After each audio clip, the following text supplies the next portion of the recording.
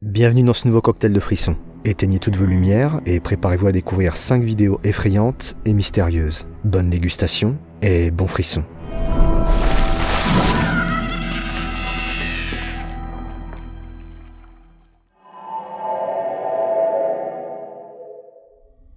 Prendre une photo ou enregistrer une vidéo sont des actions simples qui nous permettent d'immortaliser des moments de notre vie. Ces instants capturés sur le vif, parfois insignifiants, parfois mémorables, sont ainsi figés dans le temps pour toujours.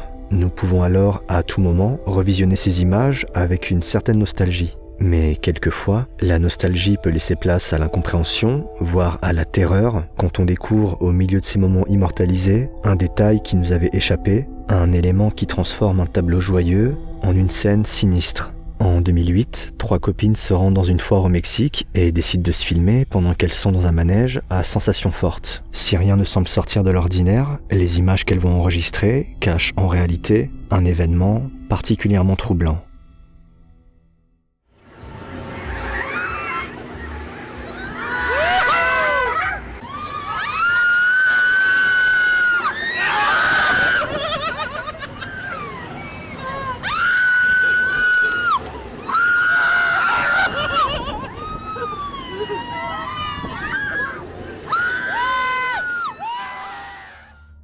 Peut-être ne l'avez-vous pas remarqué. Au début de la vidéo, on peut voir 4 femmes assises côte à côte et semblant profiter pleinement du manège.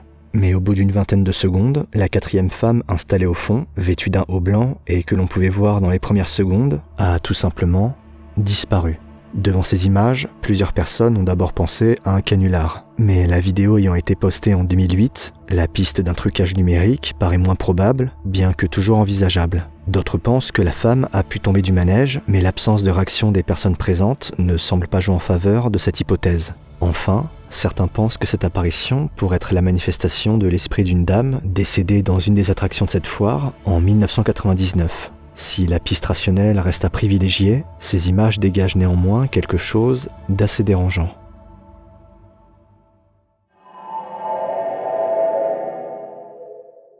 Deux explorateurs décident de se rendre dans un cimetière à 3h du matin. Au cours de leur visite, ils vont découvrir dans une des parties du lieu une poupée à taille humaine, se tenant debout, ornée de fleurs. Si la scène va les interpeller sur le moment, les 2 hommes vont tranquillement reprendre leur exploration, quand soudain...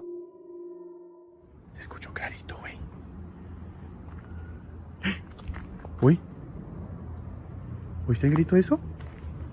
Fue como un grito, ¿va, güey? Se escuchó como una veladora.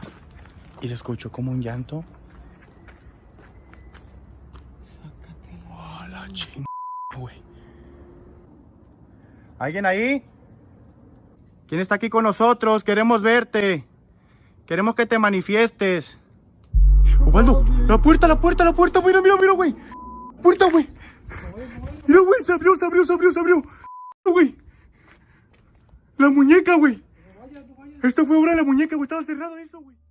L'exploration semblait d'abord se dérouler dans un calme et une certaine sérénité, jusqu'au moment où cette porte va s'ouvrir d'elle-même, menant à la pièce où se trouve cette fameuse poupée. Si l'événement est surprenant, le duo d'explorateurs n'est pas encore au bout de ses surprises.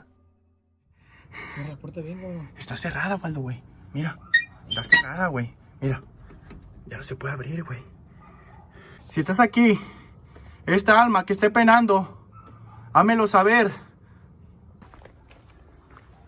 No mames, esto se abrió sola, cabrón. No mames. La muñeca se movió, Chicho. Chicho se movió, güey, la muñeca, güey. La madre, güey. La madre, güey. Se movió la muñeca, güey. Ay, güey. A la mierda.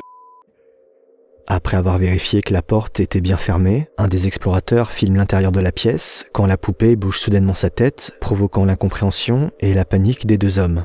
Cette scène effrayante laisse croire que la poupée pourrait être hantée. Toutefois, il n'est pas exclu qu'une personne se trouve à l'intérieur de la pièce et soit responsable de ce mouvement. Dans tous les cas, le simple fait qu'une poupée de cette taille se trouve dans un cimetière est déjà suffisamment glauque en soi, à moins qu'un défilé Barbie ne soit prévu cette nuit.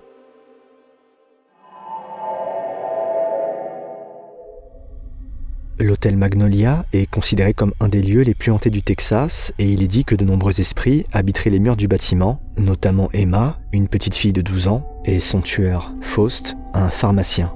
Au XIXe siècle, Faust était marié à une femme du nom d'Hélène et le couple séjournait souvent à l'hôtel Magnolia. Quand Faust était en déplacement professionnel, sa femme était régulièrement invitée à passer la nuit chez Louise et Julius, un couple proche du mari, qui avait 4 enfants, dont leur seule fille, Emma. D'habitude, Hélène dormait toujours dans le lit d'Emma, pendant que la petite fille, elle, dormait sur le matelas qui était disposé juste à côté. Cependant, avant de partir, Faust avait demandé à sa femme de dormir cette fois-ci sur le matelas et non sur le lit d'Emma. Cette requête cachait en réalité un sombre projet. En effet, Faust était en fait amoureux de la sœur d'Hélène et avait donc prévu de tuer sa fiancée cette nuit-là pour pouvoir se marier avec la femme qu'il aimait vraiment. La nuit tombée, Faust entra donc dans la maison de ses amis et se rendit dans la chambre d'Emma, armé d'une hache. Il tua alors d'un coup sec la personne qui dormait sur le matelas, avant de réaliser qu'il s'agissait en fait d'Emma. Le mari comprit alors que sa femme n'avait pas échangé sa place avec la petite fille et se précipita pour porter un coup sur le visage d'Hélène, qui fut rendue aveugle le restant de sa vie. Faust se réfugia ensuite à l'hôtel Magnolia, puis fut arrêté et purgea sa peine en prison, avant d'être tué par balle par une personne qui n'aura jamais été identifiée. Depuis, il est dit que l'esprit d'Emma et de Faust entrait à la fois le lieu du drame et l'hôtel. Il existe notamment une pièce du bâtiment où le fantôme de la petite fille serait particulièrement actif, comme vont le montrer ces images.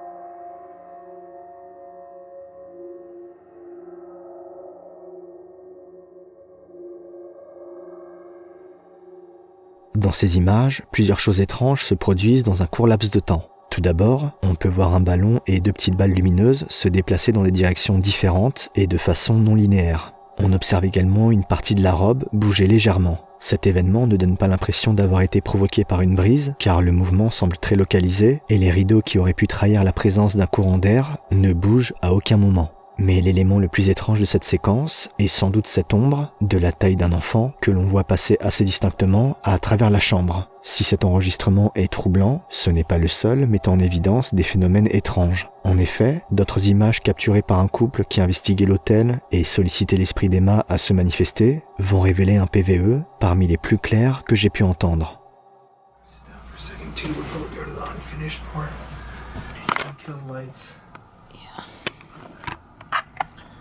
Guys, I know it's kind of boring.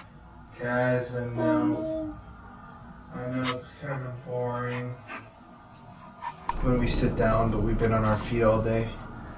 And in other portions of the hotel, there's no seating. Pendant un court instant, on peut distinguer une voix d'enfant prononçant le mot « maman ».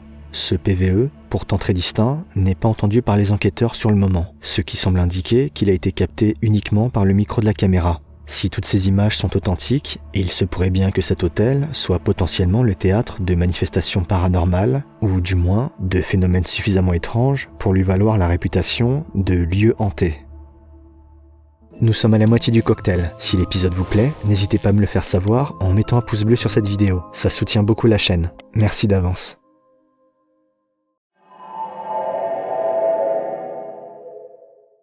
Dans le précédent épisode de Cocktail de frissons, nous avions vu que les animaux pouvaient être particulièrement sensibles et réceptifs à tout ce qui touche au paranormal. Ce constat semble également s'appliquer aux enfants, qui seraient capables de voir des choses qui échapperaient à l'œil des adultes. C'est en tout cas ce que vont montrer les prochaines images d'une femme filmant son neveu en train de danser, quand ce dernier va soudainement avoir un comportement étrange.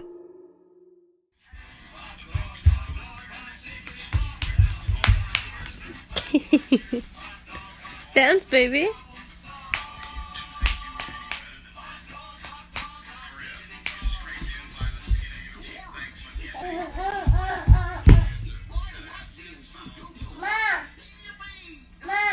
What? What? Alicia. What happened? What? What do you see? They think you scared the hell out of me. What do you see? Ma. What? Ma. Ma what? Ma what? Go to mother.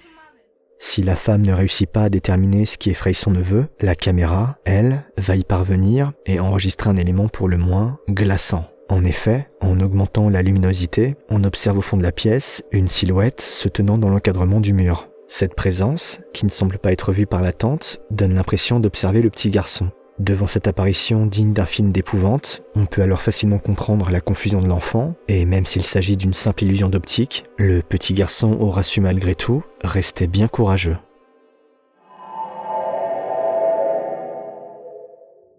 À Indianapolis, vivent Tricia et Christina, deux sœurs qui se démènent depuis 1 an pour retrouver leur père, Roger Fred Farmer, porté disparu en décembre 2019. Apprécié de tout le monde, Fred était vu comme un bon vivant, ayant la main sur le cœur. En novembre 2019, il entreprend un voyage de chasse à Versailles sans prévenir son entourage. Au bout de quelques jours sans nouvelles de sa part, ses 2 filles essayent de le joindre en l'appelant, mais le père ne répond pas. Elles tentent alors d'envoyer des textos et finissent par recevoir une réponse. Cependant, quelque chose ne tourne pas rond. En effet, les messages du père semblent différents que d'habitude. Il y a de la ponctuation, des smileys et aucune faute d'orthographe, là où d'ordinaire, Fred ne s'en souciait pas. Et également, les données du téléphone vont révéler plus tard que le père n'a en réalité jamais quitté la ville. Les 2 sœurs finiront par ne plus recevoir de messages de leur père et le 27 décembre 2019, Fred sera finalement porté disparu. Les regards vont alors rapidement se tourner vers Jérémy, le 3e enfant de Fred, qui était connu pour avoir des relations tumultueuses avec son père et des problèmes financiers. Les soupçons autour du fils vont notamment être renforcés après qu'il ait été vu en train d'acheter des lingettes, du détergent, des gants en latex, une poubelle ou encore des toiles de protection en plastique, quelques jours seulement après la disparition de Fred.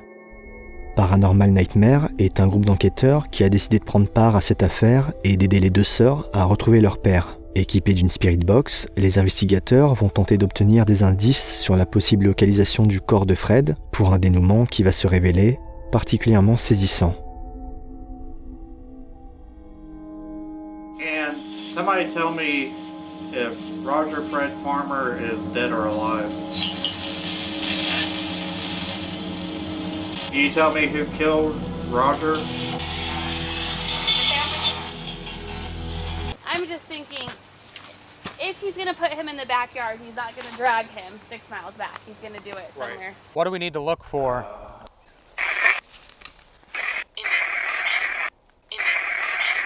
I think the worst part is not knowing, What happened to him? or not knowing where your own parent is.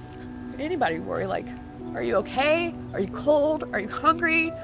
Do you need anything? And not being able to get there to them is the worst feeling in the world. He was a great man overall, and he really deserves justice. He really deserves a proper burial. Everything that we have points to my brother. There's not one thing that does not point to my brother. Jeremy is a sociopath at its finest. I just wish that he would give his father justice and tell us what the hell he did with the body. Fred, were you killed inside this house?